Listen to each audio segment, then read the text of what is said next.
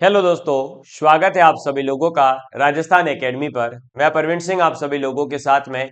जैसा कि आप सभी लोग जानते हैं, लगातार राजस्थान अध्ययन की जो किताबें हैं उनको अपन लाइन टू लाइन एक्सप्लेनेशन के साथ में पढ़ रहे हैं। कक्षा 9 की जो राजस्थान अध्ययन की किताबें हैं वो अपन ने कंप्लीट पढ़ ली है और वो कंप्लीट हो चुकी थी। उसके बाद राजस्थान अध्ययन की 10वीं की जो किताब है वो अपन ने पढ़ना शुरू किया था और जिसके अंतर्गत पहला चैप्टर राजस्थान का इतिहास एक परिचय के रूप में अपन पढ़ने जा रहे हैं, जिसमें राजस्थान के अंदर जो राजस्थान का इतिहास है और उसको जो है अपन ने 3 भागों में बांटा था। प्राक युग, आद्य युग और फिर आपका जो है ऐतिहासिक युग है, उसके बारे में अपन ने बात करी थी। और अब जो है आज अपन आगे पढ़ने जा रहे हैं राजस्थान के अंदर जो राजस्थान के अंदर जो धातु काल है, मेटल युग है, उसके बारे में अपन पढ़ने जा रहे हैं। ठीक है, तो धातु काल की अपन आज बात करेंगे। इससे पहले की क्लासेस सभी 9th की आरबीएसई की जो राजस्थान अध्ययन की किताबें हैं वो 10वीं की, ये सभी प्लेलिस्ट के अंदर अवेलेबल है। आप प्लेलिस्ट में जाइए, आराम से देखिए, नोट्स बनाइए और समझिए चीजों को। ये बुक्स आपको हमारे ऐप प्रीतम एजुकेशन पर फ्री ऑफ कॉस्ट अवेलेबल करवाई गई है। आप वहां से डाउनलोड करके भी पढ़ सकते हैं। ठीक है, चलिए। तो राजस्थान में धातु काल की बात करते हैं। ताम्र पाषाण, ताम्र और ताम्र काश्य काल, धातु काल के अंतर्गत राजस्थान के भी अनेक स्थानों से ताम्र पाषाण काल और ताम्र काल के अवशेष मिले हैं। तो राजस्थान में भी जो है ताम्र पाषाण काल के, ताम्र युग के, ताम्र काल के जो अवशेष है वो हमें प्राप्त हुए हैं, जो कि तत्कालीन युग में राजस्थान के मानव सांस्कृतिक विकास किस प्रकार से हुआ था उसके ऊपर प्रकाश डालते हैं।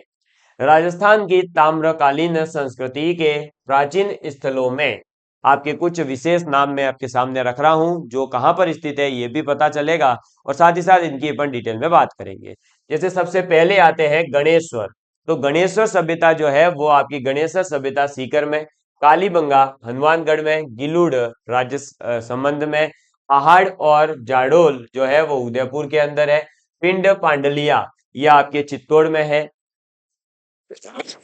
सॉरी दोस्तों, कि कुराड़ा जो कि नागौर में है, साबनिया और पुगल जो है वो बीकानेर में है। पुगल तो बीकानेर में सबको पता होता है, लेकिन साबरिया एक नया नाम है, याद रखिएगा। फिर नंदलालपुरा और किराडोत और चितवाड़ी ये सभी कहाँ है? जयपुर के अंदर है। फिर एलाना जालोर में है। ठीक है, बूढ़ा पुष्कर अजमेर में है, कोल माहोली सवाई माधोपुर में है, मलाहा भरतपुर में है, आदि विशेष रूप से उल्लेखनीय है। तो यहाँ पर कुछ सभ्यताओं के नाम के साथ में वो कहाँ स्थित है ये भी बताया है। और ये सभी सभ्यताएं जो है किस समय की है? तो ताम्रकालीन संस्कृति के, कहाँ के? ताम्रकालीन, ये ध्यान रखें। तो ये ताम्रकालीन संस्कृति के अवशेष वाले कुछ प्राचीन स्थल है।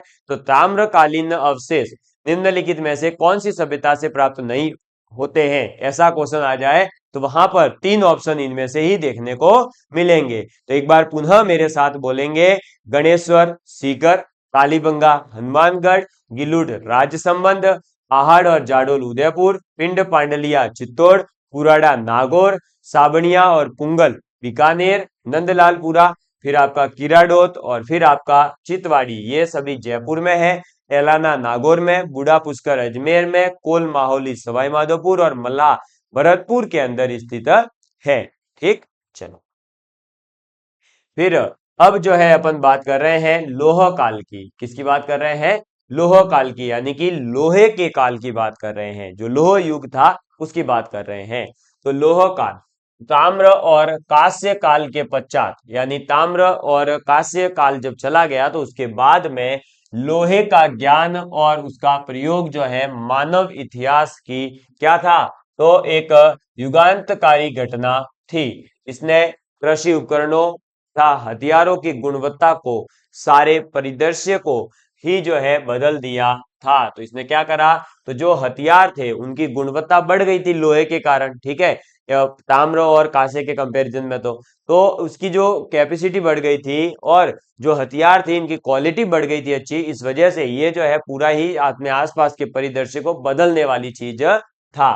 ठीक है, जैसे कि अभी देखो वर्तमान में अभी क्या हो रहा है, कंप्यूटर वगैरह सब चीजें थी, सब चल रहा था, लेकिन अब एकदम से एआई का युग आया। वैसे ही उस जमाने में एकदम लोह युग आया होगा। ठीक है।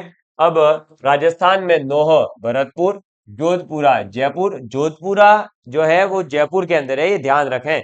ऐसा नहीं कि जोधपुरा तो जोधपुर जिले में ही होगा, नहीं, जोधपुरा जयपुर में, सुनारी झुंझुनू में, रेड टोंक आदि स्थानों से जो है हमें लौह संस्कृति के समय के अनेक हथियार और उपकरण मिले हैं।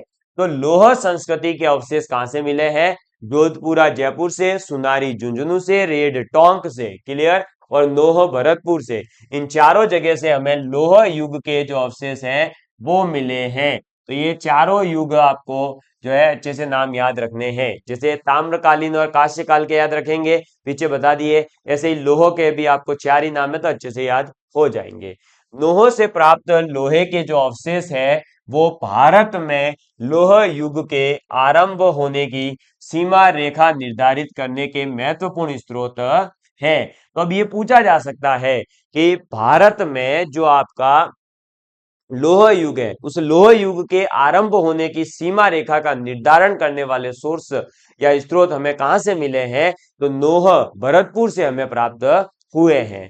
फिर जोधपुरा जो कि जयपुर में है, सुनारी जो कि आपका झुंझुनू में है, वहां से हमें लोहे को गलाने की भट्टियां और अस्त्र शस्त्र और उपकरण बनाने के कारखानों के अवशेष भी मिले हैं। ठीक है। तो क्या क्या मिले हैं? उपकरण बनाने के कारखानों के अवशेष, अस्त्र शस्त्र और लोहे को गलाने की जो भट्टियां हैं वो भट्टियों के अवशेष हमें जोधपुरा और सुनारी, जोधपुरा जयपुर, सुनारी आपका झुंझुनू से मिले हैं। ठीक। रेड टोंक से जो है लोह सामग्री की प्रचुरता के कारण प्राचीन राजस्थान के टाटा नगर की संज्ञा दी गई है। तो रेड टोंक को जो है टाटा नगर की संज्ञा दी गई है। आपसे पूछा जा सकता है कि टाटा नगर की संज्ञा पहले किसे दी गई थी? तो टाटा नगर की संज्ञा हम रेड टोंक को देते हैं क्योंकि वहां से जो लोहे की सामग्री है वो बहुत ही प्रचुर मात्रा में मिली है। तो देखो चार नाम है, नोह भरतपुर, जोधपुरा, सुनारी और रेड, है ना। नोह भरतपुर की क्या खासियत है? उससे जो है आपके लोह युग के आरंभ की सीमा रेखा का निर्धारण होता है नोह भरतपुर से। तो जोधपुरा जयपुर और सुनारी झुंझुनू से जो है हमें क्या प्राप्त हुए हैं? तो लोह गलाने की भट्टियां प्राप्त हुई है, अस्त्र शस्त्र और उपकरण बनाने के कारखाने प्राप्त हुए। रेड टोंक से जो है लोहा इतने प्रचुर मात्रा में हमें वहां से अवशेष मिले हैं कि उसे जो है टाटा नगर की संज्ञा दी गई थी। ठीक। लोह काल के बाद में भारत के अन्य भागों की भांति राजस्थान में भी सलेटी रंग की चित्रित मृत भांड, ठीक है, चित्रित मृत भांड संस्कृति यानी पेंटेड ग्रे वेयर, पीजीडब्ल्यू, ठीक है, पेंटेड ग्रे जो वेयर है पीजीडब्ल्यू, उसका उदय हुआ। ठीक है। तो पूरे भारत में जब देखो भाई, पहले ताम्र और कांस्य युग चला, उसके बाद लोह युग आया, लोह युग धीरे धीरे समाप्त हुआ और फिर एक नया युग सलेटी रंग की चित्रित मृत भांड के जो है युग शुरू हुआ, जिसे अपन पेंटेड ग्रे वेयर कहेंगे, पीजीडब्ल्यू। ठीक।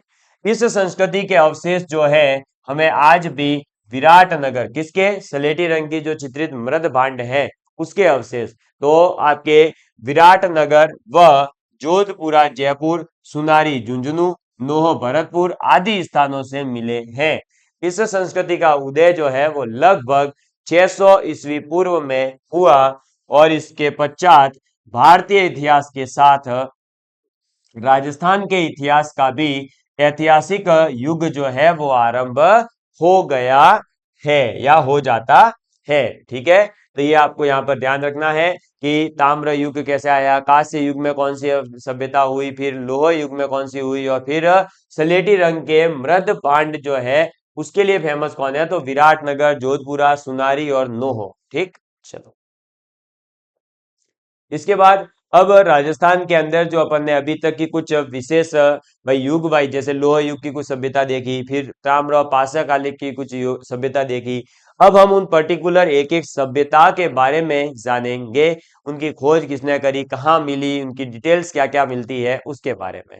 तो राजस्थान की प्राचीन सभ्यताएं, क्या? राजस्थान की प्राचीन सभ्यताएं, और राजस्थान की प्राचीन सभ्यताओं में सबसे पहले हम बात करेंगे कालीबंगा सभ्यता की। किसकी बात करेंगे? कालीबंगा सभ्यता की बात करते हैं।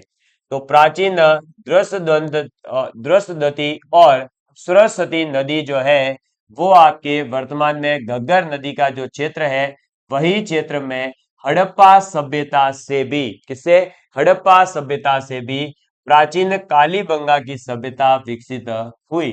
तो प्राचीन द्रष्टद्वती है ना और आपकी सरस्वती नदी घाटी इस क्षेत्र के अंदर हड़प्पा सभ्यता से भी पुरानी जो है कालीबंगा की सभ्यता विकसित हुई और वर्तमान में जो सरस्वती नदी का क्षेत्र और द्रष्टद्वती नदी का जो क्षेत्र था उसे घग्गर नदी का क्षेत्र कहते हैं।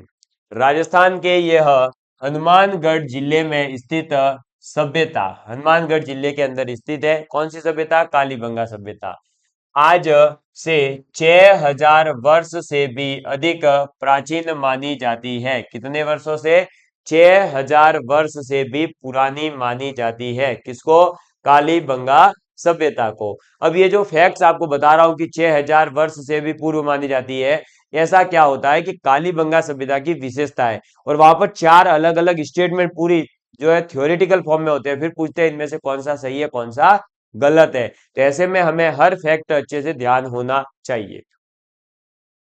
इस स्थल का कालीबंगा नाम जो है वो यहां से जब खुदाई की गई तो खुदाई के दौरान प्राप्त काली चूड़ियों के कारण पड़ा है। किसके कारण पड़ा है काली चूड़ियों के कारण जो है ये नाम पड़ा है। जब यहाँ से खुदाई हुई तो काली चूड़ियां मिली थी और उन्हीं के नाम पर कालीबंगा नाम रखा गया क्योंकि पंजाबी भाषा में बंगा का अर्थ होता है चूड़ी। बंगा का अर्थ क्या होता है चूड़ी। और आप भी जानते हैं कि हनुमानगढ़ श्री गंगानगर ये जो है आपके किसके टच है तो पंजाब के टच है तो इस वजह से पंजाबी के बंगा शब्द का उपयोग किया और बंगा का मतलब होता है चूड़ी।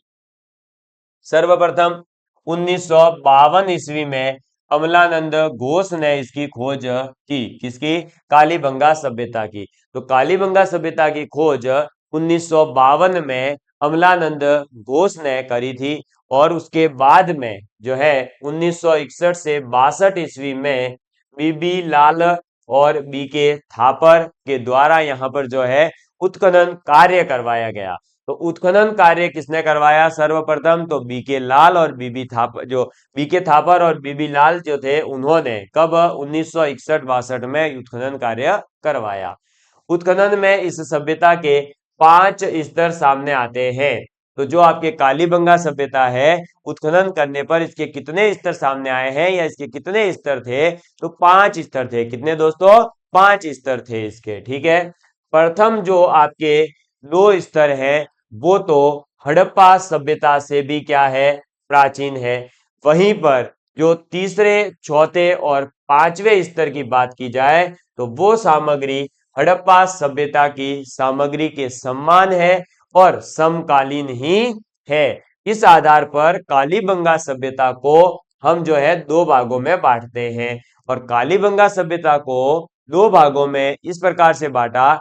एक तो हो जाएगा प्राक हड़प्पा सभ्यता क्या प्राक हड़प्पा सभ्यता और दूसरी है हड़प्पा सभ्यता। समझ में आ गई बात। एक है प्राक हड़प्पा सभ्यता यानी कि हड़प्पा सभ्यता से भी प्राचीन और एक है हड़प्पा सभ्यता जो कि है तीसरा चौथा और पांचवा स्तर जो हड़प्पा सभ्यता के समकालीन है। ठीक है ये हो गया कालीबंगा सभ्यता का कॉन्सेप्ट आपका यहाँ पर पूरा। अभी आगे और आएगा मतलब ये तो स्टार्टिंग हुआ है अभी ठीक। अब देखो कालीबंगा सभ्यता जो है वो सुव्यवस्थित रूप से बसा हुआ एक नगर था। मकान बनाने में मिट्टी की ईंटों को धूप में पका करके प्रयुक्त किया जाता था। तो आपसे पूछा जा सकता है कि यहाँ पर जो आपकी ईंटें थी वो क्या पक्की ईंटें थी या कच्ची ईंटें थी। तो यहाँ पर कच्ची ईंटें हैं क्योंकि पक्की ईंटें वो होती है जो आग में पकाई जाती है। यहाँ पर आग में नहीं पकाया जाता था केवल ईंटों को जो है धूप में रखा करके सुखा दिया जाता था और उसके बाद उनका यूज किया जाता था।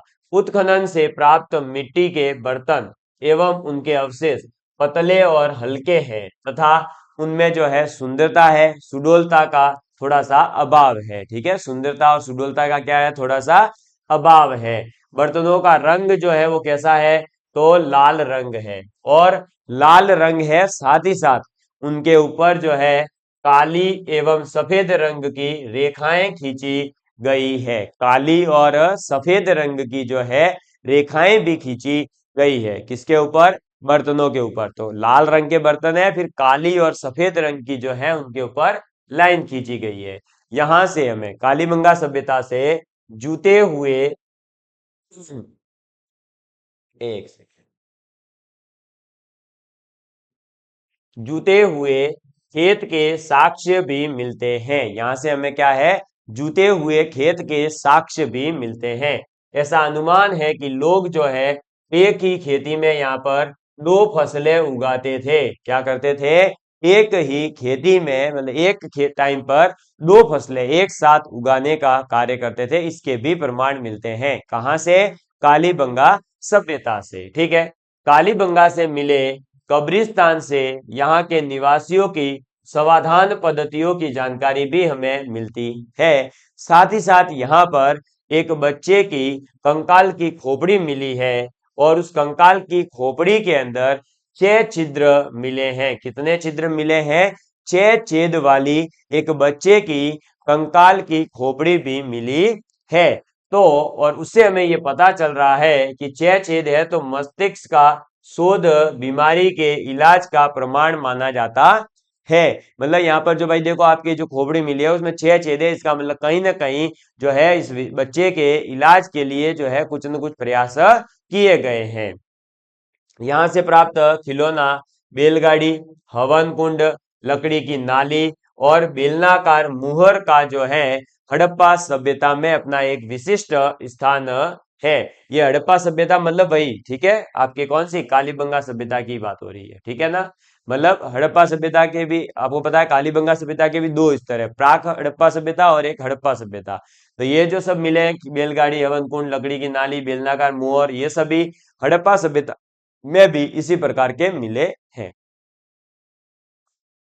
इसके बाद में आपकी कालीबंगा सभ्यता पूरी होती है और आती है आहड़ सभ्यता। कौन सी सभ्यता आती है? आहड़ सभ्यता।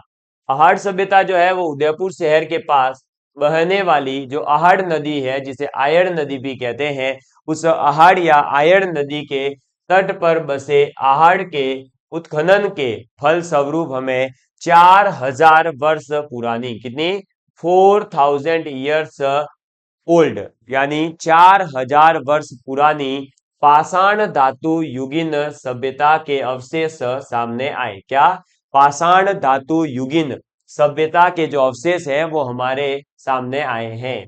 यह सभ्यता एक टीले के नीचे दबी हुई हमें प्राप्त हुई थी। कौन सी? आहड़ सभ्यता एक टीले के नीचे दबी हुई प्राप्त हुई थी, जिसे हम धूल कोट यानी कि मिट्टी का टीला कहते हैं। तो आहड़ सभ्यता जो है वो धूल कोट से प्राप्त हुई है, या हम ये कह सकते हैं मिट्टी का टीला। ठीक। सर्वप्रथम 1953 में वहां पर जो कालीबंगा सभ्यता है उसकी खोज 1952 में अमलानंद घोष। यहां पर 1953 में अक्षय कीर्ति व्यास, क्या? अक्षय कीर्ति व्यास एवं हमारे उसके बाद में जो है रतन चंद्र अग्रवाल, RC अग्रवाल और HD सांकलिया के निर्देशन में उत्खनन कार्य करवाया गया था। तो आहड़ सभ्यता के बारे में खोज या इसके बारे में सर्वप्रथम अक्षय कीर्ति व्यास ने 1953 में बताया। लेकिन उसके बाद में हमारे जो है RC अग्रवाल और HD सांकलिया जी थे, इन दोनों के निर्देशन में आहड़ सभ्यता का क्या किया गया? उत्खनन कार्य किया गया। इस सभ्यता के लोग जो है वो मकान बनाने में धूप में सुखाई गई ईंटों, जो कि कालीबंगा सभ्यता में यूज होती थी, ठीक है, वो की वही आहड़ में भी है, और पत्थरों का प्रयोग करते थे, वो पत्थर का प्रयोग नहीं करते थे। आहड़ के लोग अपने मृतकों को जो है गहनों एवं आभूषणों के साथ दफनाते थे, जो इनके मृत्यु के बाद भी जीवन की अवधारणा का जो है समर्थक होने का प्रमाण है। तो भाई यहाँ पर जैसा कि आपको बताया जा रहा है कि आहड़ सभ्यता में जो मृतक की बॉडी थी, समाधान था, उसके साथ में हमें गहने और आभूषण भी मिले हैं। अब गहने और आभूषण साथ में मिले हैं तो इससे इतिहासकारों का मानना है कि यहाँ के आहड़ सभ्यता के जो लोग थे वो ऐसा मानते होंगे कि व्यक्ति की मृत्यु के बाद में भी उसका जीवन दूसरा शुरू होता है, तो उसे दूसरे जीवन में ये सब मिले, इसलिए उसके साथ ही इनको दफनाया जाता था। उत्खनन में मिट्टी के बर्तन सर्वाधिक मिले हैं, जो आहड़ को काली और लाल, कैसी काली और लाल यानी लाल काले मिट्टी के बर्तन वाली संस्कृति का प्रमुख केंद्र सिद्ध करते हैं। तो आहड़ से हमें मिट्टी के बर्तन ज्यादा मिले हैं और वो भी लाल और काली मिट्टी के बर्तन ज्यादा मिले हैं। ठीक है, आहड़ सभ्यता का जो दूसरा नाम है वो है ताम्रवती। क्या? ताम्रवती। क्लियर? ताम्रवती नगरी भी मिलता है। किसका? आहड़ का दूसरा नाम, जो यहाँ तांबे के औजारों एवं उपकरणों के अत्यधिक प्रयोग के कारण रखा गया होगा। उत्खनन से प्राप्त ठप्पों से यहाँ रंगाई और छपाई व्यवसाय के उन्नत होने का अनुमान भी लगाया जाता है। ठीक है, तो यहाँ पर जो है हमें जो तांबे के औजार उपकरण मिले उनका अत्यधिक उपयोग भी देखने को मिलता है। साथ ही साथ उत्खनन जब किया गया तो यहाँ से ठप्पे जो है वो भी मिले। ठप्पे मतलब मोहर। ठीक है, तो वो जो है रंगाई छपाई कार्य में उन्नत मानते थे। ठप्पे मतलब जैसे आज भी सांगानेरी प्रिंट जो है ना, टी शर्ट्स शर्ट्स आजकल जो प्रिंट होकर के आते हैं आपने देखा होगा, वो जो है ठप्पे लगाए जाते थे, लकड़ी के बने होते थे। ठीक, चलो फिर हमारे पास में नेक्स्ट आहड़ सभ्यता के बाद में आ जाती है गिलुड़ सभ्यता। गिलुड़ सभ्यता राजसमंद जिले में स्थित गिलुड़ कस्बे में बनास नदी के तट पर 2 टीलों के उत्खनन के फलस्वरूप आहड़ संस्कृति से जुड़ी हुई यह सभ्यता प्रकाश में आई। कौन सी? गिलुड़ सभ्यता। ठीक है, और जिसे बनारस संस्कृति, बनारस नहीं, बनास संस्कृति के नाम से भी पुकारा जाता है। तो गिलुड़ सभ्यता को बनास संस्कृति के नाम से भी जाना जाता है। 1957-58 में बी लाल के निर्देशन में यहाँ उत्खनन कार्य किया गया और उसके बाद 1998 से 2003 तक जो है इस मध्य में पूना के थे डॉक्टर वी.एस. शिंदे एवं पेंसिल्वेनिया विश्वविद्यालय अमेरिका के प्रोफेसर ग्रेगरी पोसल के निर्देशन में यहाँ उत्खनन किया गया। ठीक है, तो ध्यान रखें कि 1998 से 2003 के बीच में यहाँ पर पूना के तो है डॉक्टर वी.एस. शिंदे और पेंसिल्वेनिया विश्वविद्यालय जो अमेरिका में है वहां के प्रोफेसर थे ग्रेगरी पोसल, उन दोनों के निर्देशन में उत्खनन कार्य किया गया और उत्खनन से ताम्रयुगीन सभ्यता के अवशेष मिले हैं, जिसका समय जो है लगभग 1900 से 1700 ईस्वी पूर्व निर्धारित किया गया है। गिलुड़ से 5 प्रकार के मिट्टी के बर्तन मिले हैं: सादे, काले, पॉलिशदार, भूरे, लाल और काले। ठीक है, तो सादे भी मिले हैं, काले भी मिले हैं, पॉलिशदार भी मिले हैं, भूरे भी मिले हैं और लाल और काले चित्रित मृदभांड भी मिले हैं। एक उत्खनन में मिट्टी के खिलौने, पत्थर की गोलियां, हाथी दांत की चूड़ियों के अवशेष मिले हैं। आहड़ में पक्की ईंटों, आग में पकाई गई जो ईंटें होती थी उनको पक्की ईंटें कहेंगे, जो धूप में पकाई गई है वो कच्ची ईंटें कहलाएगी। ठीक, तो आहड़ में जो है वो पक्की ईंटों का उपयोग नहीं हुआ है, जबकि गिलुड़ के अंदर जो है इनका प्रचुर उपयोग हुआ है। तो कालीबंगा सभ्यता और आहड़ सभ्यता दोनों में ही जो ईंटें हैं वो कच्ची मिट्टी की केवल सुखा करके यूज ली जाती थी, लेकिन जो गिलुड़ है वहां पर गिलुड़ के अंदर जो है आपको पकी हुई ईंट यानी कि आग में पकाई गई जो ईंटें हैं उनका उपयोग देखने को मिलता है। ठीक है, तो मुझे उम्मीद है कि राजस्थान के अंदर जो प्राचीन सभ्यताएं हैं उनमें से आपको चीजें समझ में आई होगी। अब अगली क्लास के अंदर अपन जो है इसी प्रकार से राजस्थान की और भी जो कुछ प्राचीन सभ्यताएं हैं, उसके बाद राजस्थान में राजपूतों की उत्पत्ति, उसके बाद में विभिन्न वंशों के बारे में इसी एक चैप्टर में अपन पढ़ने वाले हैं। तो धन्यवाद। जय हिंद, जय भारत। मिलते हैं अगली क्लास में। Love you all of you.